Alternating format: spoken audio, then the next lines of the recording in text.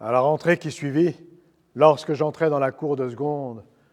je n'étais plus l'enfant désorienté qui 4 ans auparavant avait quitté Bellecour dans le petit matin. Le regard que je posais sur mes camarades avait perdu un peu d'innocence. Et si un jour, moi, qui jusque-là avais accepté patiemment d'être battu par ma grand-mère, je lui arrachais le nerf de bœuf des mains, soudainement fou de violence et de rage, et décidé à frapper sa tête blanche, dont les yeux, froids et durs, me mettaient hors de moi, que ma grand-mère le comprit, recula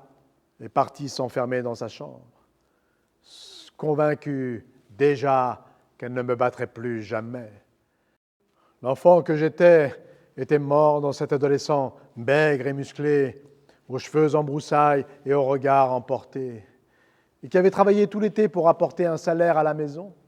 venait d'être nommé gardien de but titulaire de l'équipe du lycée, et 3 jours auparavant avait goûté pour la première fois, défaillant, à la bouche d'une jeune fille. J'avais eu 16 ans,